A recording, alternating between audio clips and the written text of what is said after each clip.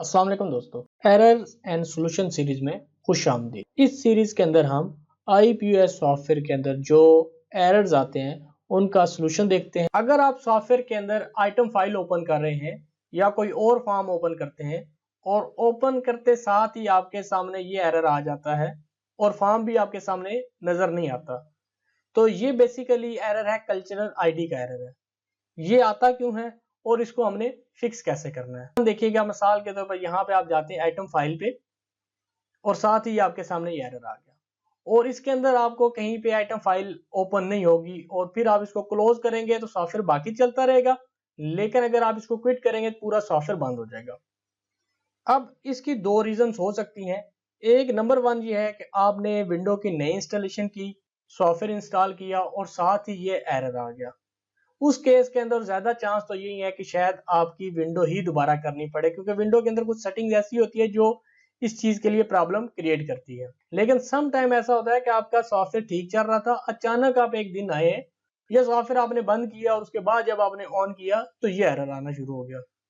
जो दूसरे वाला केस है अचानक वाला, उसकी जो ज्यादातर रीजन होती हैं वो रीजन होती है आपकी विंडो के अंदर जो उसकी लैंग्वेजेस होती हैं वो आप ऐड कर देते हैं, या गलती से ऐड हो जाती हैं या जान के ऐड करते हैं, उसके बाद ये एरर आना शुरू हो जाता है।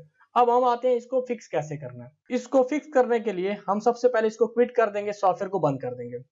हमारे पास यहाँ पे आप देखते हैं, यहाँ पे टाइम लिखा होता है हमेशा। यहाँ पे अगर आपने मल्टीपल लैंग्वेजेस ऐड की हुई हैं तो यहाँ पे आपके पास लैंग्वेज टूल बार आ रही होती है, जिस तरह अभी ENG आपके सामने आ रहा है।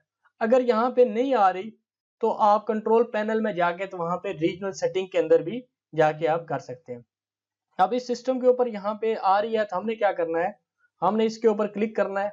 तो हमारे पास दो लैंग्वेजेस ऐड हुई हुई हैं, दोनों के यानी कीबोर्ड भी साथ आपने देखे होंगे वो भी ऐड है।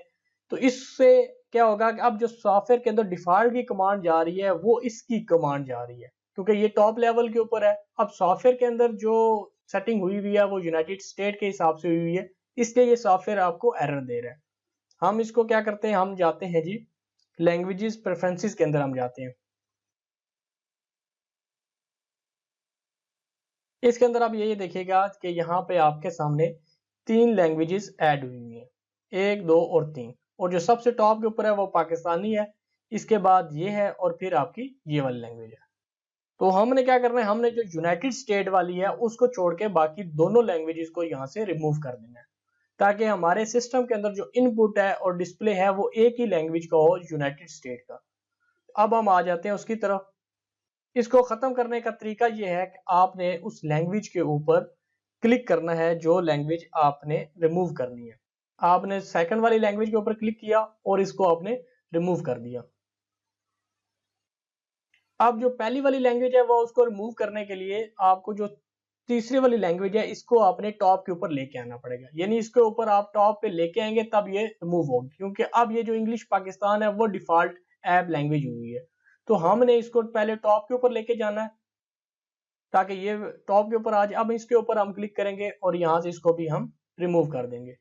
रिमूव करने के बाद हम आ जाते हैं, इसको करते हैं बंद और सॉफ्टवेयर को दोबारा हम ओपन करते हैं। सॉफ्टवेयर के अंदर आपने ID और पासवर्ड लगाना है जो भी आपका है, और दोबारा जो है ना आपने आइटम फाइल को ओपन करना है। अभी हम देखते हैं कि एरर रिमूव हुआ या नहीं हुआ।